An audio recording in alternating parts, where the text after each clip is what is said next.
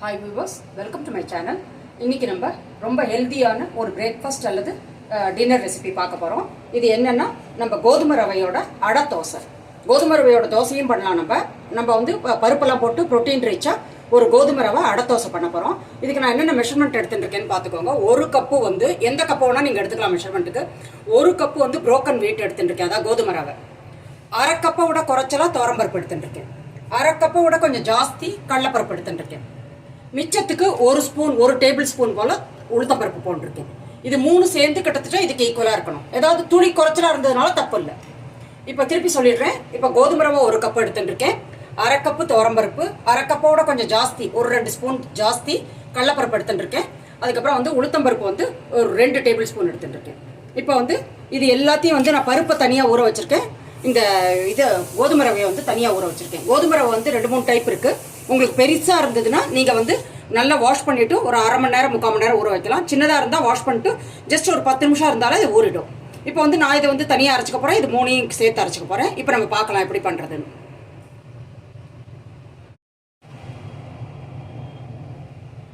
இப்போ வந்து கோதுமை ரவை தனியாக ஊற வச்சுருக்கேன், பருப்பு தனியாக ஊற வச்சுருக்கேன். பருப்பு ஒரு 2 மணி நேரம் ஊற வச்சுருக்கேன். கோதுமை ரவை இப்போ வாஷ் பண்ணிவிட்டு ஒரு 10-15 நிமிஷம் தான் ஆறுது ஊற வச்சு. அவ்வளோ ஊற வச்சா போதும். சின்னதாக இருந்தால். கொஞ்சம் பெருசாக இருக்குது, இல்லை உங்களுக்கு கொஞ்சம் டவுட்டாக இருந்ததுன்னா ஒரு 1/2 hour ஊற வச்சுக்கலாம். இப்போ கோதுமை ரவையை ஃபஸ்ட்டு போட்டு நல்லா அரைச்சின்னு வர போகிறேன். நைஸாக சேர்த்தும் அரைக்கலாம். நமக்கு என்ன ஆகும், சில சமயம் வந்து அது வந்து கொஞ்சம் நல்லா அரைப்படணும். இது வந்து ஒரு 2 சுற்று சுற்றினா போகிறோம். அதுக்காக நான் 2யும் தனித்தனியாக அரைக்கிறேன்.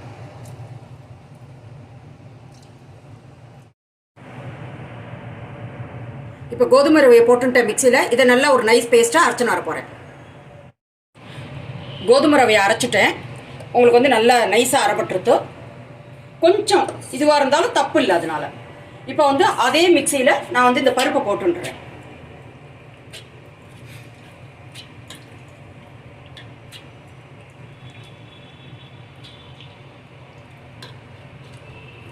பருப்பை போட்டுட்டேன். இதில் வந்து 1 இன்ச் வந்து இஞ்சியை வந்து கட் பண்ணி வச்சுட்டுருக்கேன். 2 பச்சை மிளகா, 1 ஒத்த மிளகா, கொஞ்சம் 1 ஸ்பூன் சின்ன ஸ்பூனால் 1 ஸ்பூன் ஜீரகம் போட்டிருக்கேன். இஞ்சியெல்லாம் உங்களுக்கு நம்ம பருப்பு போடுறதுனால அது போட்டால் வந்து உங்களுக்கு நல்லது, அதுக்காக போட்டிருக்கேன். இதுக்கு தேவையான உப்பு 1 ஸ்பூன் போட்டு நல்லா அரைச்சின்னு வந்துடுவோம். இப்போ வந்து பருப்பெல்லாம் அரைச்சின்னு வந்துட்டேன். ஒரு துளி ரவை பதம் இருந்தாலும் தப்பு இல்லை. உங்களுக்கு வாக்குறதுக்கு ரொம்ப ஈஸியாக இருக்கணும்னா நீங்கள் நல்லா நைஸாக அரைச்சிக்கலாம்.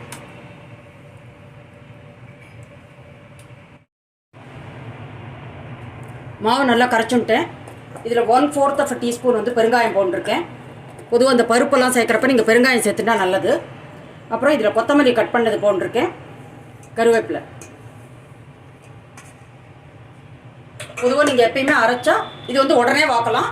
ஆனால் வந்து நீங்கள் அரைச்சா பொதுவாக வந்து அட்லீஸ்ட் ஒரு 1/2 hour ரெஸ்ட் பண்ண விட்டுட்டு அதுக்கப்புறம் நீங்கள் வந்து வாக்கிறது வந்து நல்லது. ஏன்னா எல்லாம் செட்டில் ஆகிடும். அப்போ உங்களுக்கு வந்து சரியாக இருக்கும். துளி ஊறி இருக்கும். அதனால இப்போ வந்து அடுப்பில் வந்து தோசைக்கல் போட்டிருக்கேன். கல் நல்லா சுட்ட உடனே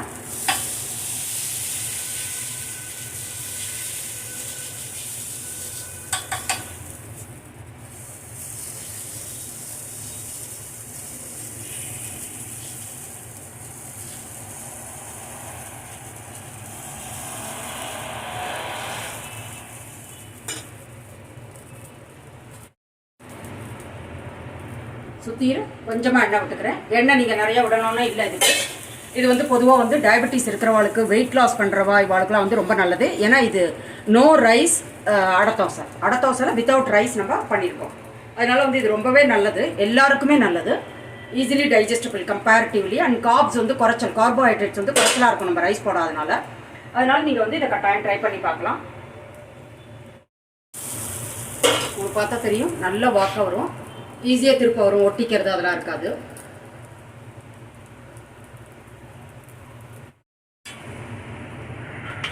இப்போ ஒரு அடை தோசை ஆயிடுச்சு.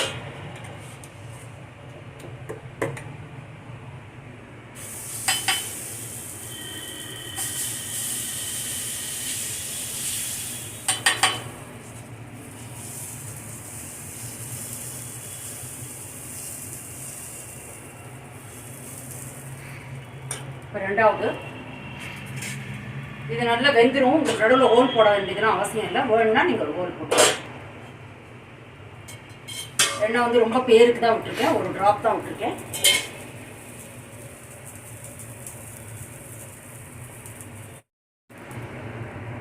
ஒரு பக்கம் வந்திருக்கு, திருப்பி போட்டு இப்போ இதை எடுத்துடலாம் 1 or 2 minutesல. ரெண்டாவது தோசை ஆகிடுத்து, அடுத்த தோசை. இப்போ வந்து என்ன பண்ண போகிறோம், இதை இன்னும் வந்து ஹெல்த்தியாக ஆக்கிறதுக்கு இதில் கொஞ்சமாக வெங்காயம் கட் பண்ணி போட்டிருக்கேன். அதுக்கப்புறம் ஒரு அரை கேரட்டை வந்து துருவி போட்டிருக்கேன். நீங்கள் கேப்சிகம் என்ன வேணுமோ போடலாம், பொடி பொடியாக நறுக்கி. இப்போ வந்து இதில் வந்து கொஞ்சமாக தண்ணி விட்டுக்கிறேன். இந்த பருப்பெல்லாம் ஊற வச்ச தண்ணி. இது கொஞ்சம் வந்து கொஞ்சம் தடிமனாக வரும், வாக்கிறது கொஞ்சம் கஷ்டமாக இருக்கும்.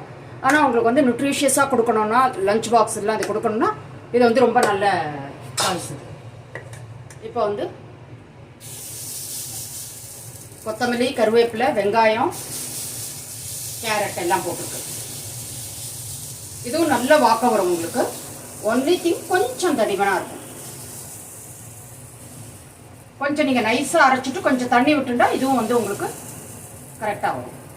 இப்போ இதையும் பார்த்தாச்சு. இதுலேயும் சும்மா ஒரு ட்ராப் எண்ணெய் விடுறேன்னா, யாருக்கு வந்து வெயிட் லாஸ் அண்ட் டயபிட்டிஸ் இருக்கிறவங்களாம் இந்த மாதிரி எண்ணெய் குறைச்சி விட்டு இந்த சாய்ஸ் நீங்கள் பண்ணி பார்க்கலாம், ரொம்ப நல்லாயிருக்கும். இது ஒரு 2-3 நிமிஷம் ஆகட்டும், வேகட்டும்.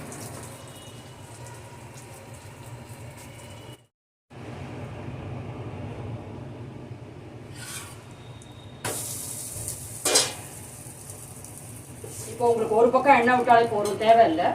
உங்களுக்கு வேணும்னா நீங்கள் இன்னும் கிறிஸ்பியாக வரணும் அப்படின்னு ஆசைப்பட்டால் கொஞ்சம் எண்ணெய் விட்டு கொஞ்சம் நேரம் ஜாஸ்தி வச்சு எடுக்கலாம். நான் உங்களுக்கு இது காமிக்கிறதுக்காக பண்ணுறேன், எண்ணெய் விடாமலே எப்படி வருதுங்கிறதுக்காக.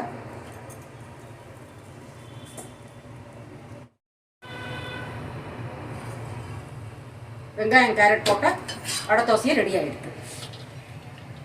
இப்போ நம்மளோட டேஸ்டியான கோதுமை ரவை புரோக்கன் வீட்டோட அடை தோசை வந்து பருப்போடு சேர்ந்தது வந்து ரெடி ஆகிடுது.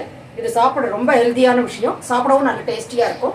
உங்களுக்கு அப்படி கிறிஸ்பியாக வரணும்னா நீங்கள் நிறைய எண்ணெய் விட்டு, கொஞ்சம் எண்ணெய் நிறையா விட்டு கொஞ்சம் நேரம் அடுப்பில் வச்சு ஜாஸ்தி நேரம் வச்சு எடுத்தால் அது நல்லா கிறிஸ்பியாக வரும். இதுக்கு வந்து நான் இன்றைக்கி தக்காளி சட்னியும் சாம்பார் வச்சுருக்கேன். இதுக்கு எது வேணுனாலும் நீங்கள் தொட்டுன்னு சாப்பிட்லாம். ஈவன் உங்களுக்கு அந்த சட்னி இருந்ததுன்னா சட்னி, இல்லாட்டி வந்து சில்லியோட சாஸ் அந்த மாதிரி இருந்தால் கூட தொட்டுன்னு சாப்பிட்லாம். குழந்தைகளுக்குலாம் நீங்கள் அது கொடுத்தாலே அதோட சாப்பிடுவோம். இந்த ரெசிபி வந்து பண்ணுறது ரொம்ப easy, at the same time healthy and nutritious. அதனால் இந்த ரெசிபியை கட்டாயம் பண்ணி பாருங்க. அப்படி இந்த ரெசிபி உங்களுக்கு யூஸ்ஃபுல்லாக இருந்தால் என் சேனலை லைக் பண்ணி, ஷேர் பண்ணி, சப்ஸ்கிரைப் பண்ணுங்க. உங்களோட ஃபீட்பேக் எனக்கு ரொம்ப இம்பார்ட்டன்ட். மீண்டும் ஒரு நல்ல ரெசிபியோடு நான் உங்களை மீட் பண்ணுறேன். Until then take care. Thank you.